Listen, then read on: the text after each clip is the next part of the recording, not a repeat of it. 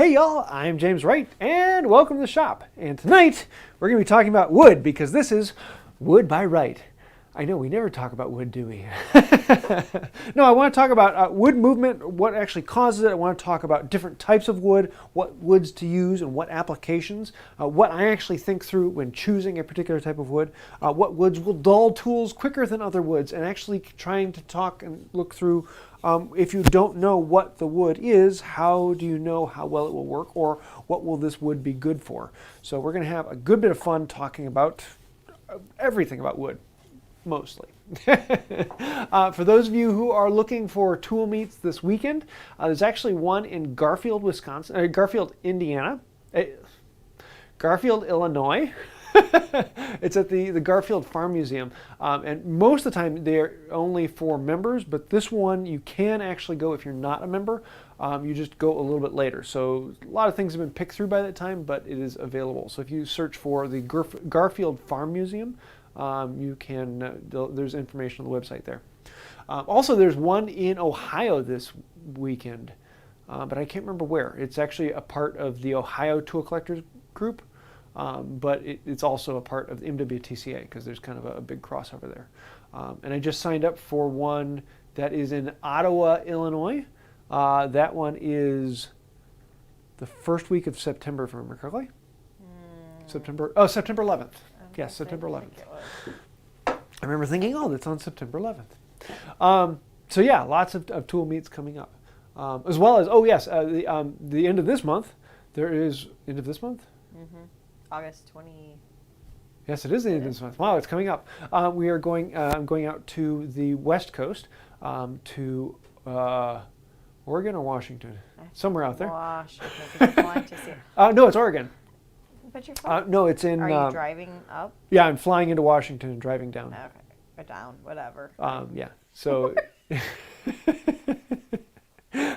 But that is the best in the West. It happens once every 2 years, and it is the biggest tool sale out there. It's hosted by the Pacific Northwest Tool Collectors.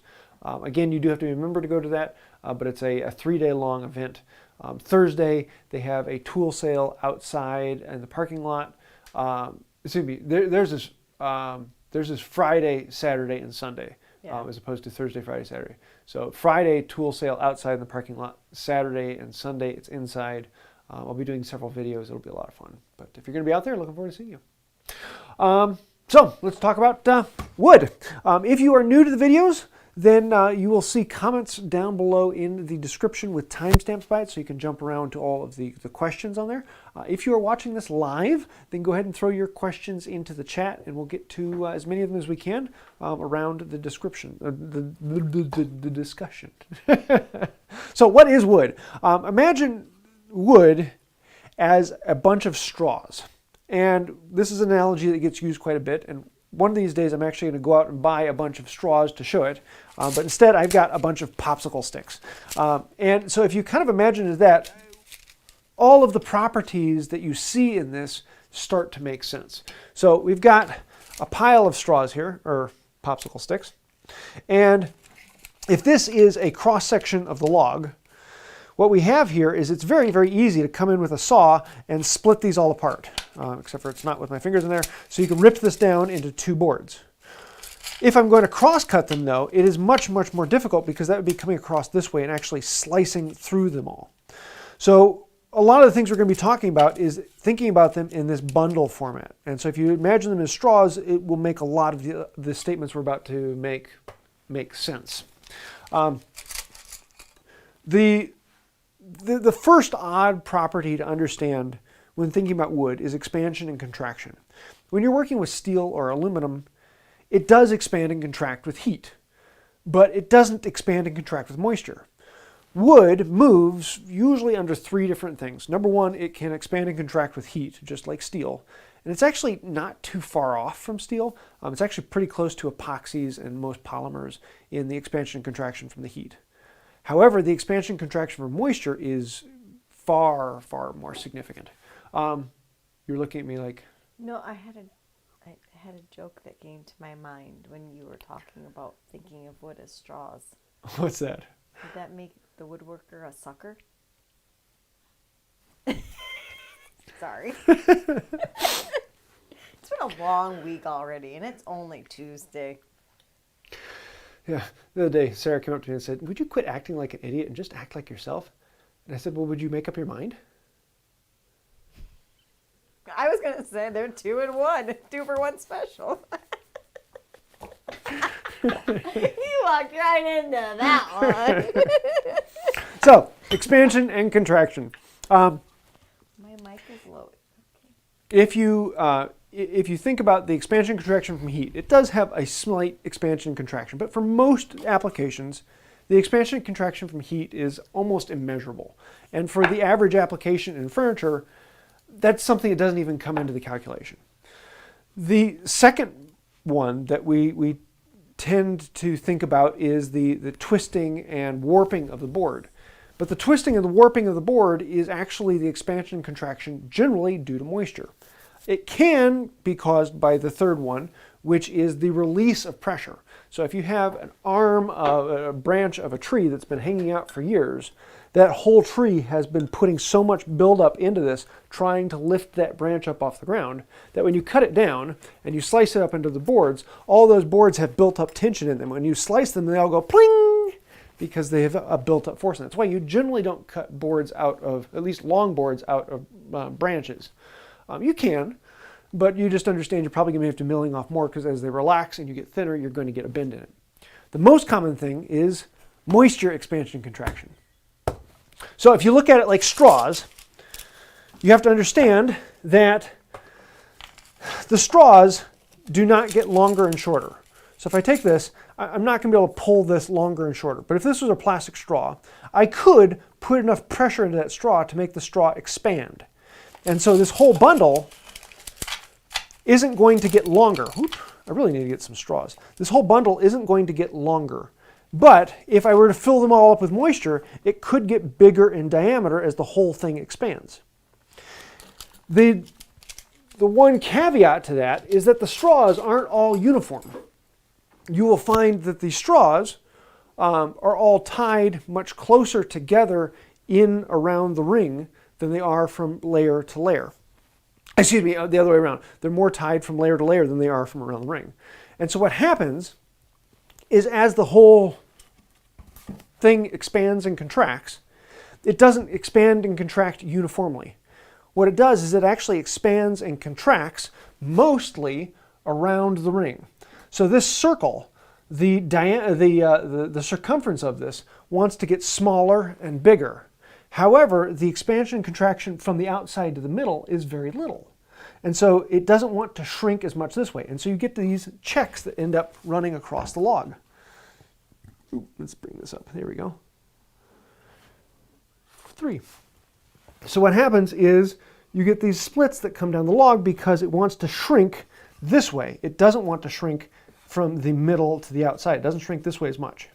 So if we take that in mind and we think about how we're cutting the log out of this, this one here, if I were to cut this strip out, this would be flat sawn. So in this case, this area here would want to expand and contract this way the most out here. But here in the middle towards the pith, it would want to expand and contract this way.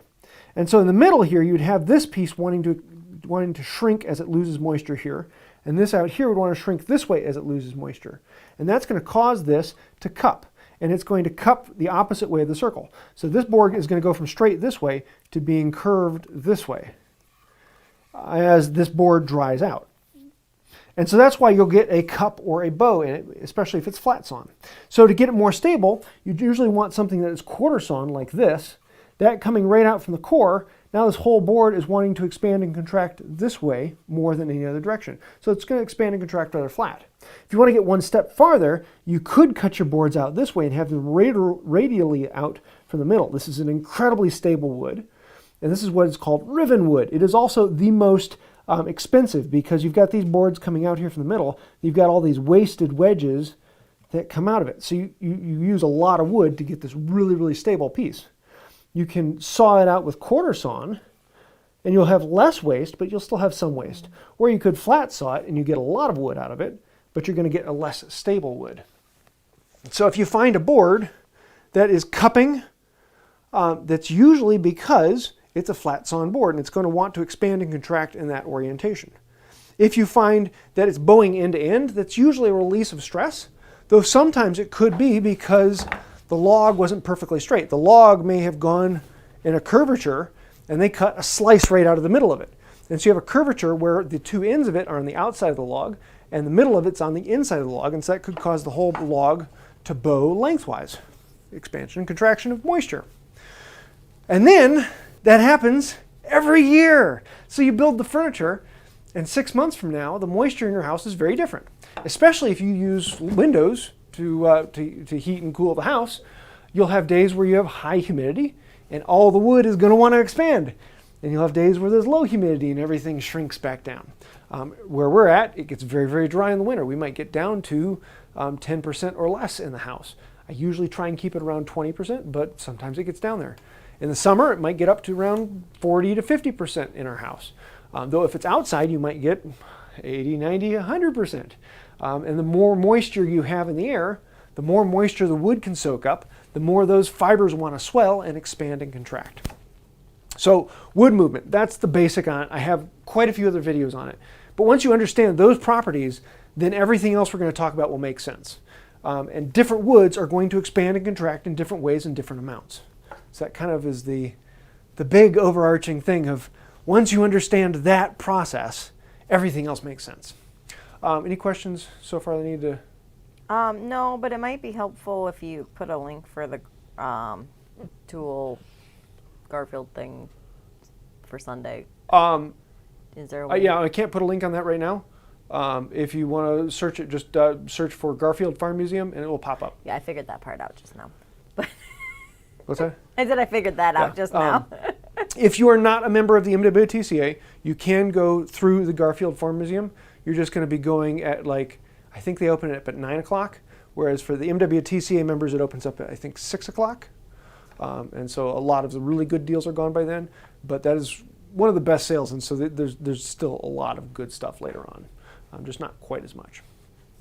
Most of the sales are just for members, so you have to be that. This log is, just so you know, this is box elder, which is a type of maple. And actually I have, here's another piece of box elder. And this is a flat sawn piece, and I have drawn on the end here the rings and how this was spaced out. So you can see in this way, this board doesn't want to expand and contract much in this direction because it expands and contracts most around the rings. So this board is going to want to expand and contract here in this direction. But out here on the end, it's expanding and contracting at a diagonal. And so that's going to cause this board to cup, and if I let it expand and contract, it'll go from flat right now to eventually being warped up that way. The rings want to flatten out. As it dries, the rings want to flatten out. As it absorbs moisture, it'll go the other direction. And oddly enough, if you've ever stacked up wood on a concrete floor, what you'll notice is that it cups up away from the concrete floor, not in the direction of the rings. So if you put it down this way, it will cup up this way. If you flip it around, it'll cup up the other way. And the reason being is the wood actually absorbs moisture out of the concrete. There's more moisture in the concrete than there is in the air a lot of times. And so the surface that's down in the concrete will absorb a lot of moisture, and that surface will then expand. And the surface on the top that's drier will shrink, and so you'll actually get it cupping away from the concrete. And so if you want to reverse that, flip it over, and then it will balance out. And so that's why whenever you are stacking stuff up on concrete, you want to leave a large air gap so that the air can get underneath there, and you have the same moisture content on all sides of the board. And that way it will all absorb at the same rate. If ever you have boards stacked together, you may notice the ones on top or the ones on bottom, mostly the ones on top warp more. The ones on the bottom usually are held in place with a weight, and so they don't bend quite as much. But the ones on the top are open to the air, and so those will absorb and lose moisture much faster. Therefore, those will warp on you faster than the boards below. So does that make it warp speed? That's good. So the next thing that comes to mind is you are often going to hear people talking about, what's the words they use? Open pore or closed pore wood. And the term open pore and closed pore are kind of misnomers. They're used to describe something that's very different. And generally, the common way to refer to it is ring porous and diffuse porous, because all woods have pores. And if you cut the end of it, they all have open pores. So to call one wood a closed pore and one wood an open pore is kind of a bad way to put it, because all woods have open pores. All woods have open pores. All woods will expand and contract, though some do far more than others. Some woods are fairly stable, some woods aren't. However, when you think about it from the standpoint of ring porous as opposed to diffuse porous, you get a few other things that come in.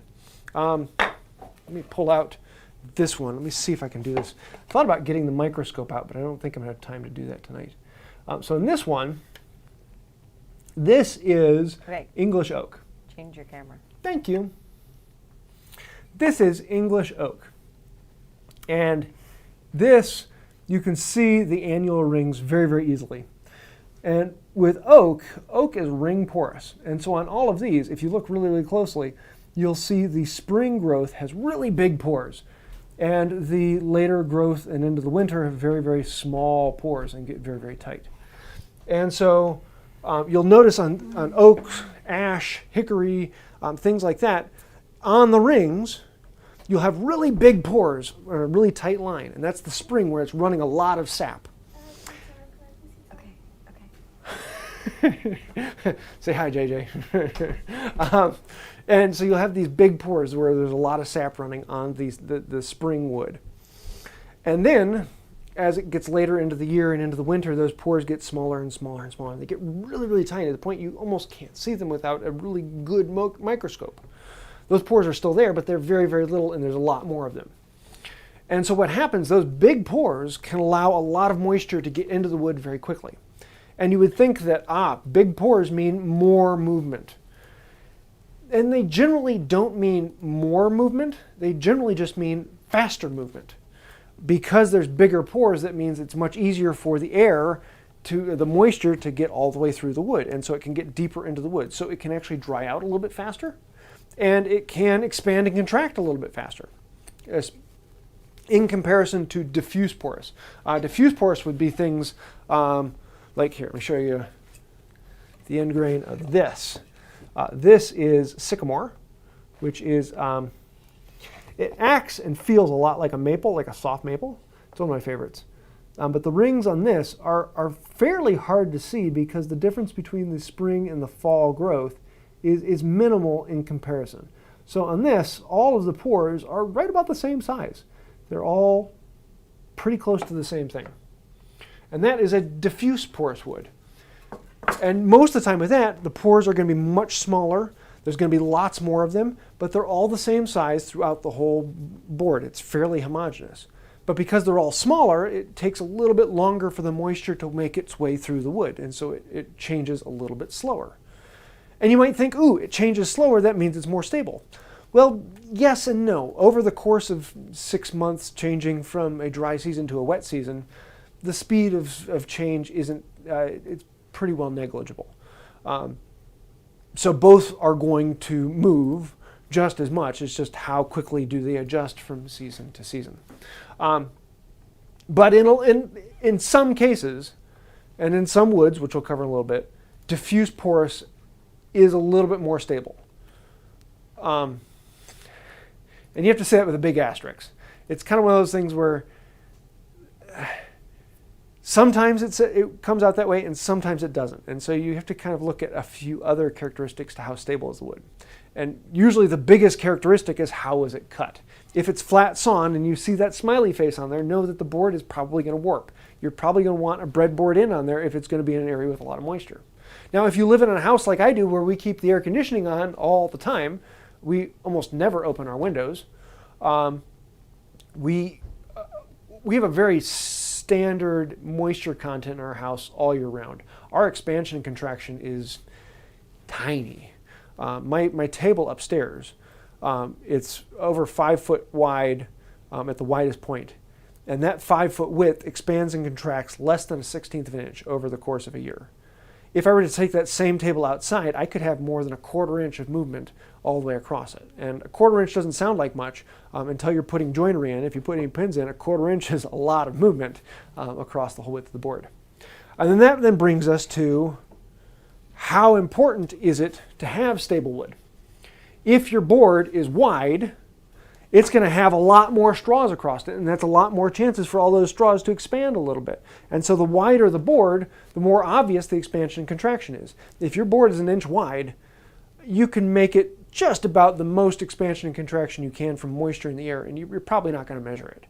Even if it's just outside and it goes through the full swing, you might get 1/100th of an inch expansion and contraction. You're not going to see that much. Unless you were to dunk it in wood and like fully submerge it. I mean, you're not going to see that much on a small board. But on a big board, what's that? You're going to dunk it in wood? I say dunk it in wood, dunk it in water, yes. On a big board, you're going to see a lot more. There's lots more straws there to expand and contract.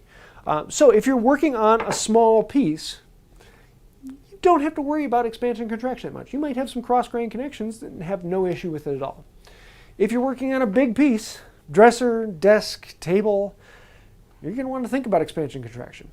If you're working on something you know is going to be in air conditioning for the rest of its life and it's not going to have a lot of swings, you don't have to think about expansion and contraction that much. But if you're going to work on something that's going to be outside in the elements, you're going to have to think about expansion and contraction a lot. So it's one of those things that when someone asks me, what's the best wood for this situation, I'm going to say it depends, because sometimes it's not something you even have to think about because the change is so little that it doesn't matter. And sometimes the change is very big and you have to think about it quite a bit. What questions do we have before I ramble on? There's lots of questions. I don't... None directly pertinent? Yes and no, Well, but because I've been pulling out questions, I'm not exactly sure where you are in the topic. So I think it'll be easier to hit them all after you go over your big let me go into the next step. What do you actually then look for? One of the confusing things is the difference between a hardwood and a softwood. All right, here, this is Douglas fir. It is a softwood. It is a pine, and pretty much any tree that keeps its green through the winter is a softwood. It has nothing to do with actually how hard it is. Now, generally, softwoods have a much softer wood. They're easier to break into. And harder woods tend to be much harder. But the softest wood in the world is balsa. Balsa is a hardwood because it is a deciduous tree. It loses its leaves, which is kind of confusing. And then you have trees like live oak. Live oak is a very hard wood, and it is also a hardwood, but it doesn't lose its leaves. There's a bit of a confusion there. So when someone says, I'm working with a hard wood, I have to ask, is it a hardwood or is it a hard wood? Because those don't always incorporate. There are many, many hardwoods that are much softer than Douglas fir or southern yellow pine. But then there are many, most hardwoods are much harder than it, but not all. Like for instance, box elder, which is a type of maple, often referred to as ash leaf maple, is actually a relatively soft wood. It's only slightly harder than the Douglas fir. And I think it's right about the same as a southern yellow pine. It is a really, really soft hardwood. And then you have to add that into the expansion contraction. Generally, for the most part, the common rule of thumb is that the softer the wood is, the more susceptible it is to expansion and contraction. And the reason being is that there is less material in here. The air and moisture can work through a softer wood much easier because there's less in the way of the moisture actually getting into it. It can penetrate deeper into something that is softer than something that is harder.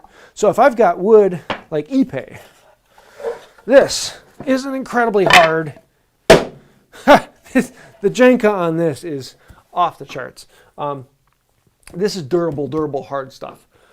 And the expansion contraction on this is almost negligible because it is so hard. There's no space for moisture to get into this.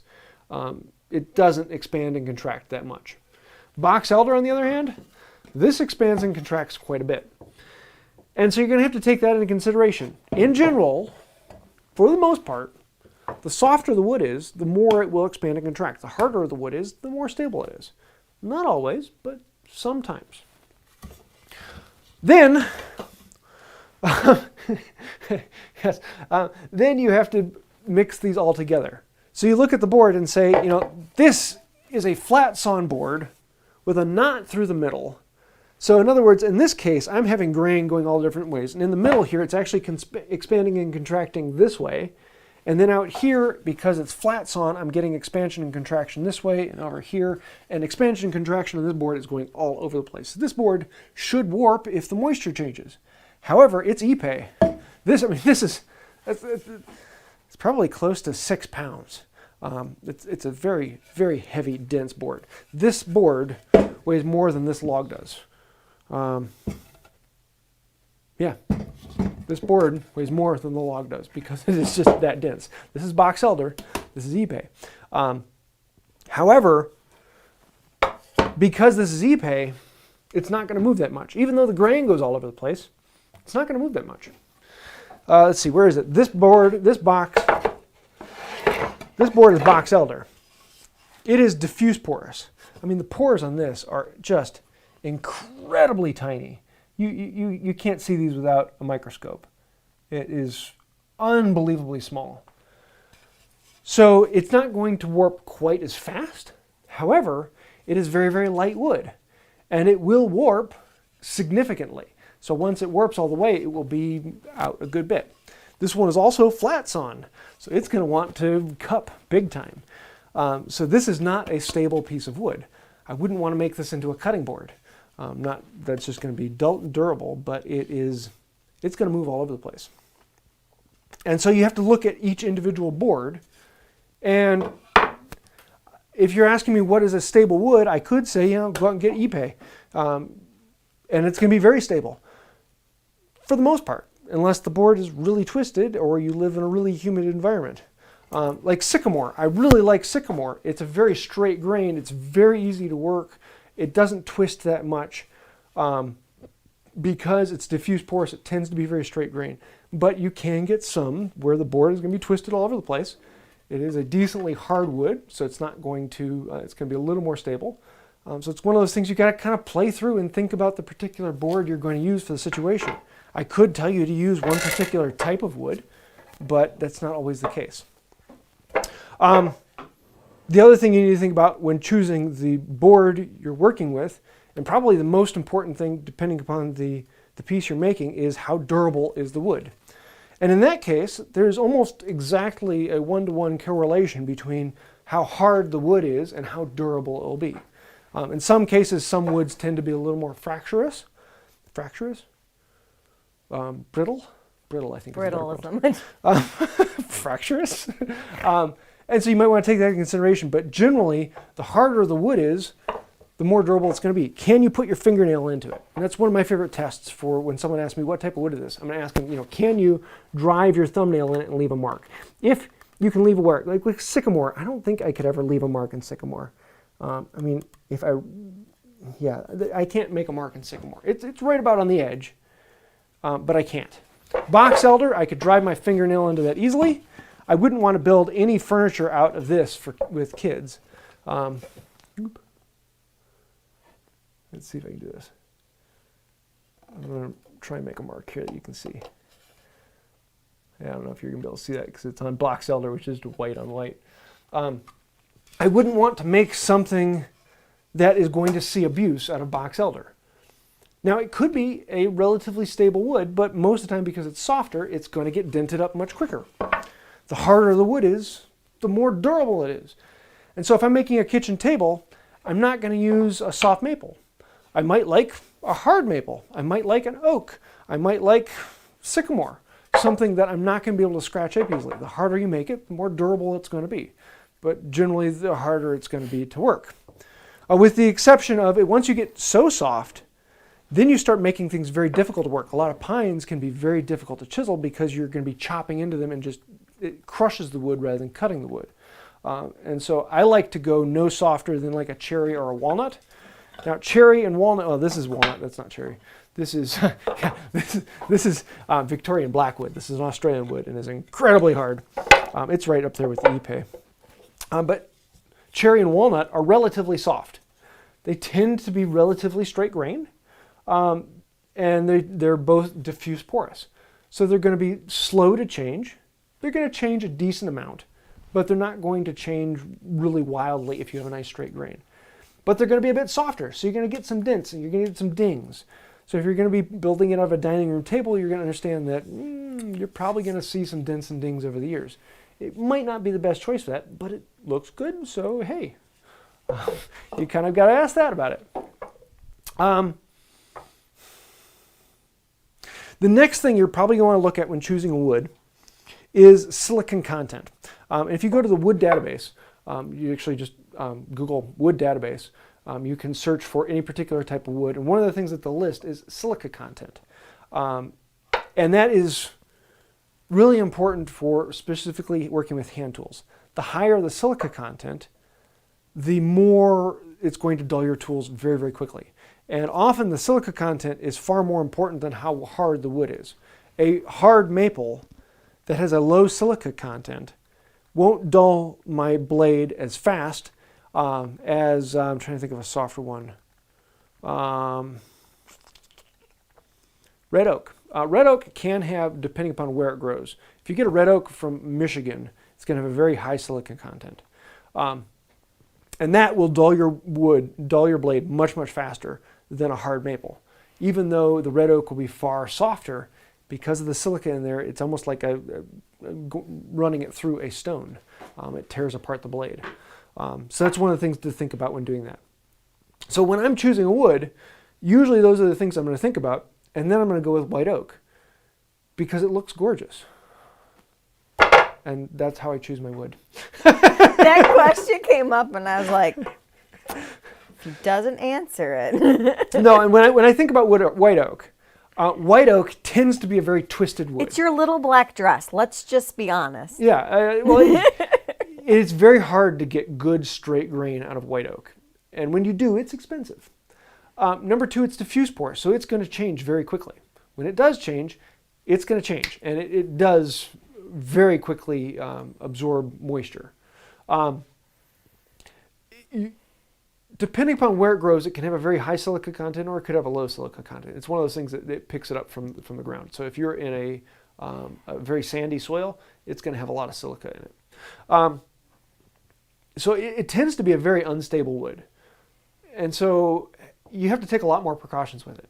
If I'm making something very big, I'm probably going to want to use breadboard ends. I'm going to be making sure all of my joinery is expansion and contraction capable. And so I have to think about that a little bit more when I use it.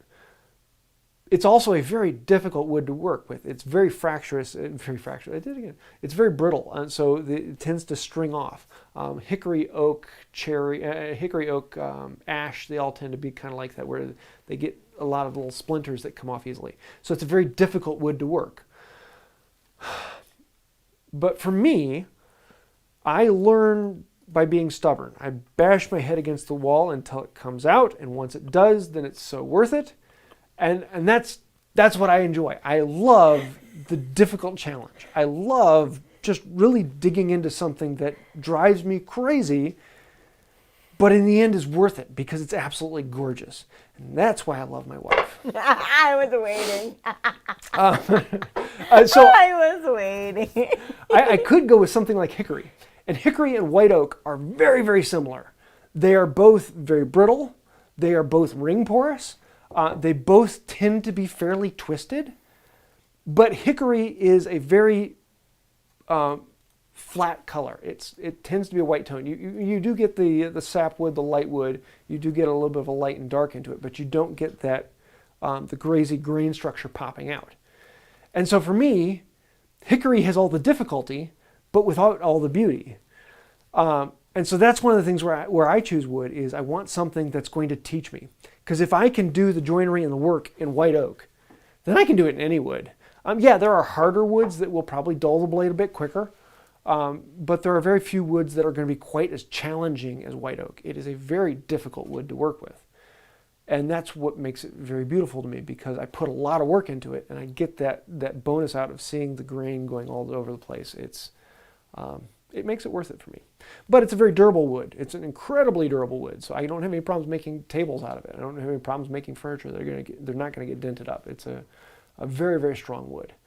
I just have to think about the movement, expansion, contraction more. I have to understand how is this board going to move in the future, and then adjust my joinery to either capture it so it doesn't move, or have the joinery in such a way that it can still move around that joinery. And as long as I understand those properties, I can design the furniture to fit the wood, rather than designing the furniture and then trying to find a wood that fits it. That's generally how I prefer to work with it.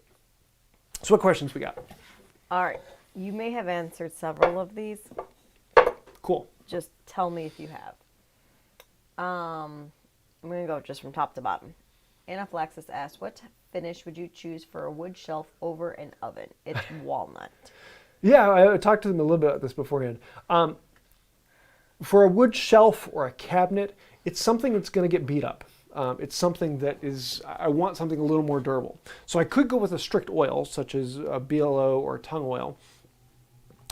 But understanding, particularly in that constant where I'm going to be underneath an oven, I'm going to have a lot of moisture coming up from boiling pots. I'm going to have an oil spatter. I'm probably going to end up refinishing it quite regularly if I go with a strict oil. It's not a very hostile. It is a very hostile environment. So it's something that I'm going to want I want a finish that I can easily clean up and easily repair in the future. So for me, I would probably go with Rubio Monocoat, because it's incredibly durable. It will last for years and years and years without having to be refinished. If it does have to be refinished, something gets on it and stains it, it's incredibly easy to refinish. It's very, very durable for that. If you don't like that flat wood look, it looks like an oil finish, then I'd probably go with a poly, which would be relatively durable for that type of environment. Easy to clean off, easy to wipe off, would seal the wood a good bit more, so it's not going to absorb as much from it. And so it kind of comes down to what do you want it to look like. You don't think epoxy would work? There are very, very few places where I would finish something in epoxy. Epoxy is really good, because if you can encapsulate the whole board in it, it's not going to expand and contract, because moisture can't get in. The epoxy seals it. It's like putting it in a plastic bag. The problem is, most of the time when people do an epoxy top, they do the sides and they do the top, but they don't epoxy the bottom. And so now you have a bottom where all the moisture can come and go from it, and the top where it can't. And so you have tabletops that will bend all over the place because they aren't sealed on the bottom as well. So if you are going to seal something in epoxy, make sure you do it on all sides. But epoxy is a thick, heavy finish. It usually ends up being a buildup of a 1/16 to a quarter inch, an 1/8 inch. So it's something you have to like. I was just thinking it was easier to wipe off. It is easier to wipe off, but it turns yellow over a few years, and it has a very distinctive look of it's covered in plastic. True. And I want to see the wood. I want to feel the wood. Okay. Cosmin wants to know, did you ever find that dream workbench slab? No, I have not found the tree yet. The problem is finding that tree. There are lots of people out there who can cut it, but finding a 5-foot diameter white oak or live oak tree that is straight enough over 8 feet that you can pull out that board, not too many exist. I have a few mills that think they might have one coming up, but we'll see. So, yeah. I think that question came up later, so I'll keep an eye out for it. Peter DeWitt asked, Ooh, E-pay down, E-pay down. What's next? Peter DeWitt asked, how can we preserve the vibrant colors in greenwood? I'm thinking of the vibrant red in the log from your one-chisel stool that dulled over time. That's actually box elder. Box elder is often called flame maple because you'll get that vibrant bright red.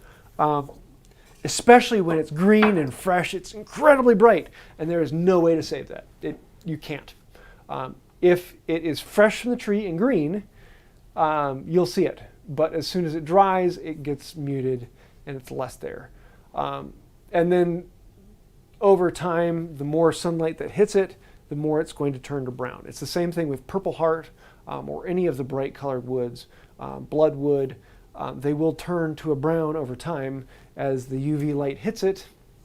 It's just one of those things that you really can't get around. There are a few ways to make it last a little longer, but if you let it get in any decent light, it's going to turn brown. And there really is no way to do that, which is kind of sad. Unless you dye it, then you can get color that sticks around. For this next question, I think you answered half of it, but I'm not sure you answered all of it. So John Hayes asked, how, he came later in the show, how true is wood shrinking for building projects, and what sizes of projects where that doesn't matter? Yeah, like if you're buying construction lumber, it has been kiln-dried mostly. And when you bring it back to the house, it's going to dry a good bit more. And you are going to lose sometimes as much as a fifth of its weight to fully dry. And so if you build something out of construction lumber and it's been in your house for less than a month, you're going to notice that everything on it shrinks down because it's getting rid of moisture still. And that's why even if you buy something from a good, reputable lumber yard where it's been kept inside, you bring it back to your house, you're going to want to let it rest.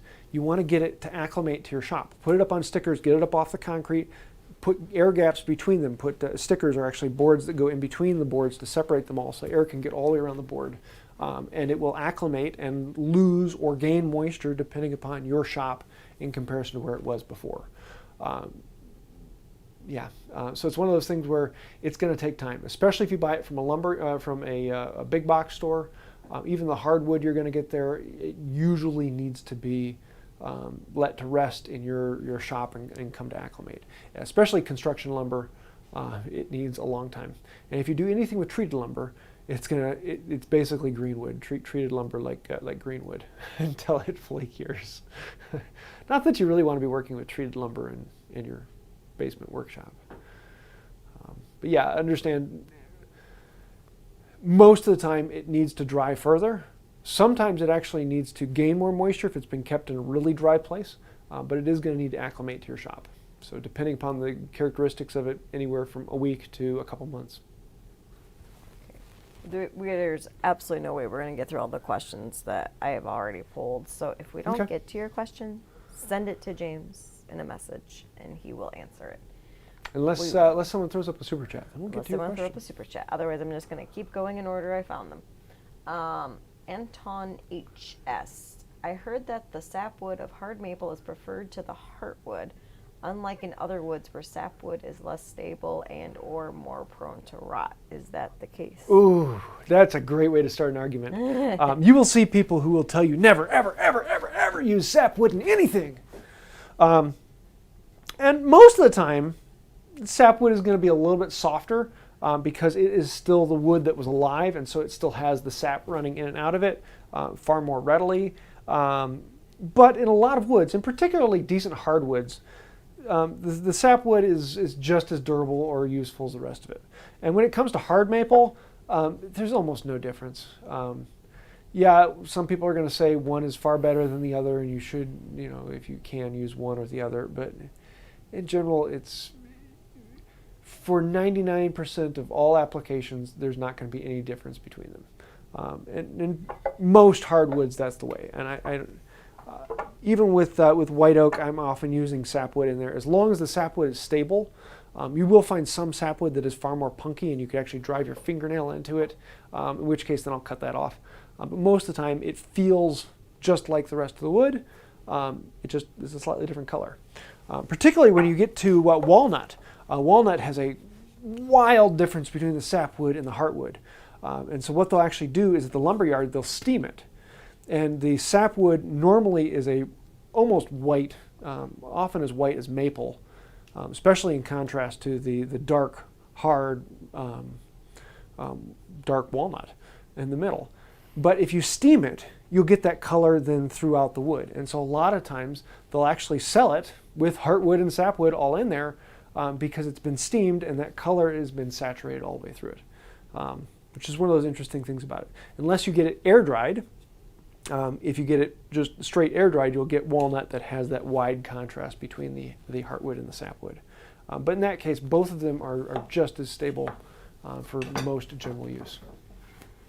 Though you will find a lot of people who will argue the topic back and forth.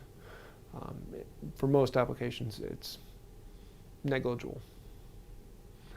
What's next? So, I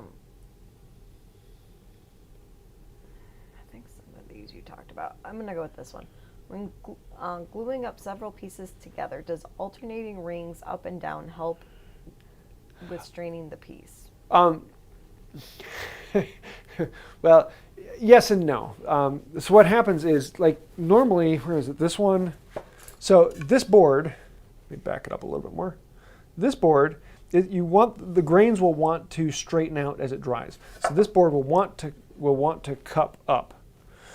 So if I take the next board and I have it cupping the other direction, so rather than having the rings as a cup down, I could have these as a cup up, then this one will want to turn into cupping into a cup, and the other one will turn cupping into the other. And so you'll have this board that goes zigzagging back and forth. And so having them alternating cup up, cup down, cup up, cup down, you'll have a board that will want to be wavy. And that might be somewhat beneficial, or you might be like, it's still wavy. If you have them all in the same orientation, cup up, cup up, cup up, then the whole board will want to cup together. And so you'll get a much more exaggerated bend. And so in that case, you're probably going to want a breadboard end, or you're going to want something to constrain it and keep it down. Most of the time, when I'm making a tabletop, it's not something I really think about because I'm building something in to constrain it, such as breadboard ends or a screwed down base that's going to hold it in place. But if you are wanting something that's floating, whichever one you prefer. Is it really going to make that big a difference? Not that much. If it's going to be something that lives outside, then it might be something to be thinking about. But if it's most of the time something inside that's air conditioned, may or may not be worth it. What's next? Did you talk about how long to keep wood to stabilize before building with it? I would love to tell you, let it stabilize in your shop for a month and you're good. But every instance is going to be different. It depends on how moist the board is. It depends on the difference between your shop and where it was stored before. It depends on the type of wood. If it's ring porous, it will lose the moisture faster. If it's diffuse porous, it'll move it slower. So every instance is going to be wildly different, anywhere from a few days to a few months or even a few years in some cases. It's one of those things that you gotta know how to do it. And the best way to do it, the easiest way to do it, is you take, you have 50 board feet you bring it in the shop, and you cut off a small chunk. I would do something that weighs around a pound, so something like this. And I would take it and I would weigh it, and I would write down how much does this weigh. And then I would either put it in the oven and fully dry it out, or I would let it sit for a few weeks and then I would weigh it again and find out what does it weigh later. And I'd wait until the weight stabilizes. So if I dried it out in the oven, I'd bring it back in the shop, and it's going to then take on moisture and weigh a little bit more. But eventually the weight of this block will stabilize. So over the course of a couple days to a couple weeks, it will go from 5 pounds to 4 point something, and eventually it will come to a point where it stops. And then you take your moisture meter and you measure its moisture content. And it says 9.5 on average. Great. Now I go over to the boards and I stick it into that 9.5, 9.5, 9.5. Yeah, the boards are ready. If it's still saying 12, then I might want to wait until those get down to the same as what this is. But weighing it lets me know if it has come to a equilibrium in my shop, in my situation. I would love to tell you on a moisture meter, always bring it down to 12%, or always bring it down to some particular percent. But that moisture meter and that particular wood in your particular shop, the number on the moisture meter means absolutely nothing. As long as the number on it in your shop and your moisture meter is the same between that scrap and your pile, then you know it's dry. But I can't tell you what that number is. The number means absolutely nothing. And I would wish it could make sense, but it doesn't. So it's the best way to do it is have a small piece that you can judge, and it'll dry out much faster. And when it does come to an acclimation, you know what the actual percentage is for that particular wood with your particular meter in your particular shop. Yeah, that's how I'll generally handle it. What's next? We just had a follow-up question to that one, which I think is pertinent. Is there a moisture meter that you recommend? Not really. The ones I have are from Dr. Meter. They're pretty cheap ones on Amazon, and they work really well. There's two common types. You can get the ones with two metal pins, and you can stick them in there. When you do, you don't want to stick them in with the grain. You want them to go across the grain so that you're sampling from several different straws. And a lot of people are like, well, those don't really work well because they only sense a little ways into the wood. And that is somewhat true. And unless you're working with really thick timbers like 4-inch or more, it's generally okay. The other one has a pad on it that you set on the wood, and it will reach a little bit deeper into the wood. But it still won't go in 3 or 4 inches. It still only goes in a 1/4 inch or so. Some of them will say they'll go a little deeper than that, but for general use and what you're using in the shop, the pin meter is plenty fine. Especially if you do this method of taking off a small piece and measuring that small piece. The probe meters work perfectly good for that. Because most of the time you're talking within 3% is close enough. If it's out by 5, 6, 10%, then you know it still has some way to go. But if it's within 3%, it's pretty close to stable. What's next? Let's see. So Warren asked a question with your ultimate bench. If you made that from a solid slab, would you have a lot of movement? But if you made the same bench from narrow laminated strips, very little movement? Yes. That is one of the big downsides to having a solid top, is that there will be more movement, and it's something you have to take into consideration. And one of the big problems with having a big solid top is that big solid top has a lot of force. When it moves, and ain't nothing you do is going to stop it. So it's going to want to take your legs in different directions. And that's why it has to be a 1/4 sawn piece of wood from a really nice straight grain. I want it to be as stable as I can possibly get it. And that's why it's kind of a pie in the sky.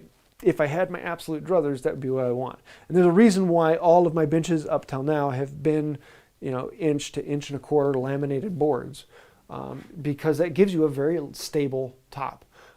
Because they're all kind of fighting against each other, they're all holding each other in check, and you tend to get a top that will stay flatter longer and easier. Will it stay perfectly flat? No, it's still wood. It still moves. And I'm occasionally having to flatten it and do other things. Actually, I'm going to do a video on that soon, reflattening this one. But yeah, big mammoth boards are going to warp much, much faster. What's next? Let's see. Tom's Crafts wants to know, does expansion and contraction matter for end grain chopping boards? And is there any benefit if I arrange the sticks so that the grain direction is similar on both sides of a glue joint? Yes. Okay, here's where...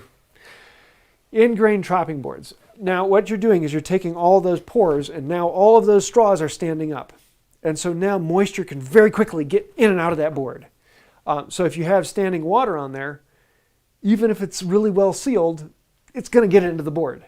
And so you're going to have expansion contraction. One of the problems with them is you tend to have spots where you have moisture in one area, and so one area of the board will absorb moisture faster, and that section will want to expand, and the other sections around it won't. And then you get these cracks that pop out. And so, yeah, I love end grain cutting boards, but I hate end grain cutting boards. Beautiful, really good for knives. They work well. They're self-healing. They're just so much fun to work with. But if they aren't properly maintained, or if you let moisture sit on them for too long, they will expand, and you will get check marks, just like you do out of the end of this. Can you mitigate that by trying to make all the rings match up and have the grains running in the same direction? Yes, but because rings are running a circular pattern, you're never going to get them to match up perfectly. So spending time really organizing them to do that, is it worth doing that? Generally, no. Because most of the time the problems with them is when moisture gets in one area and not another area, as opposed to the whole board expanding and contracting together because it's in a moist environment. So is it worth time organizing those? In my book, no. Though there are people out there who would say yes, because they're perfectionists. So take it that way. What's next?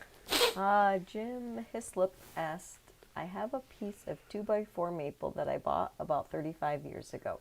Can the thumbnail test tell me if it's hard maple or soft maple? No, because there are some soft maples that are hard enough to pass the thumbnail test. When it comes to hard maple and soft maple, there is one tree that is hard maple, and that is the sugar maple, Acer sugaris or something. It's whatever the Latin term for sugar is. Sucrose. Acer sucro? No. Something like that. And that is hard maple. Every other maple out there, red maple, black maple, box elder, there are dozens and dozens of other maples out there, and they're all soft maple. And some of them are really hard. Some of them are really close to a hard maple.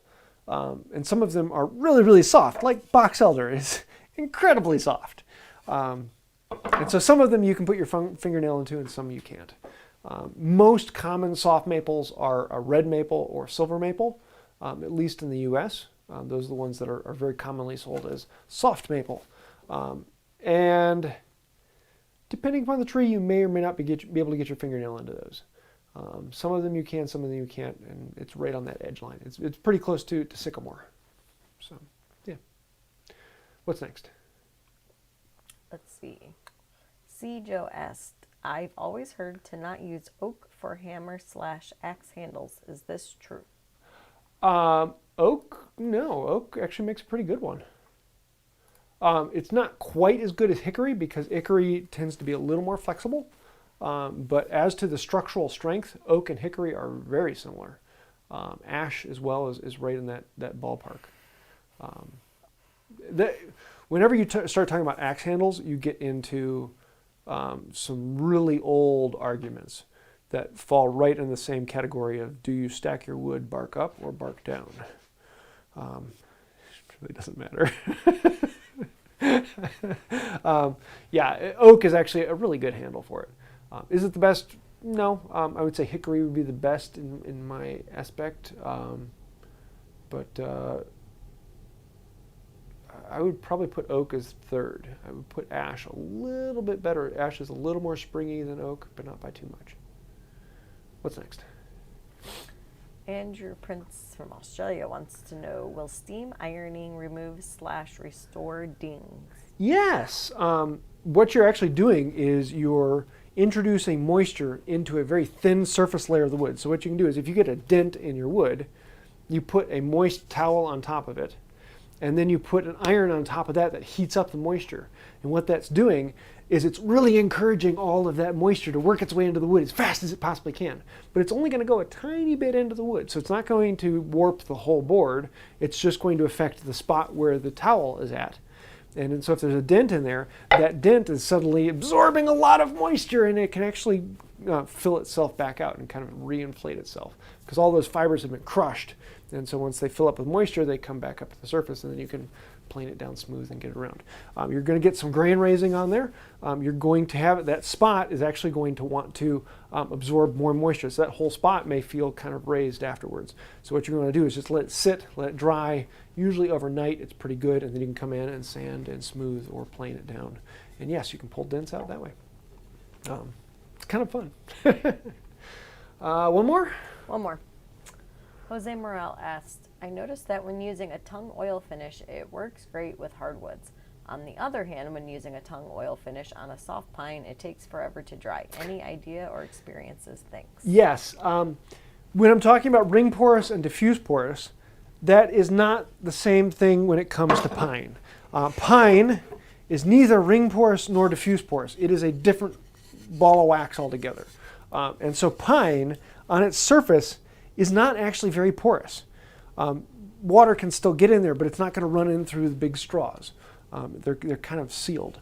And so because of that, when you put an oil finish on pine, it just kind of sits on the top. It doesn't really absorb in at all. It just goes into those absolute top fibers. And so you have a thicker amount of oil sitting on the top. Whereas on a hardwood, you have all of those pores in there, and it will eventually just suck the oil down in. And so you get that oil that penetrates a bit deeper, but because it's being spread out in a layer of wood as opposed to sitting on top of the wood, it dries up quicker. So it has more surface to connect with, more oxygen it can get into. And particularly tung oil or boiled linseed oil or any of the polymerizing oils, they need oxygen. And so if you have a puddle of it, the top surface will polymerize, but the stuff inside can't. And so it's the same thing if it's sitting on top of this. The stuff on top can polymerize, but the stuff down close to the wood can't, because it can't get any oxygen. Whereas on a hardwood, it goes in there, and there's oxygen inside the wood it can bond with, and it can react much quicker. And so, yeah, that's how it works. I think that'll do it. So thanks everyone for coming. If I missed your question, send me a message, and I'll try and get to those.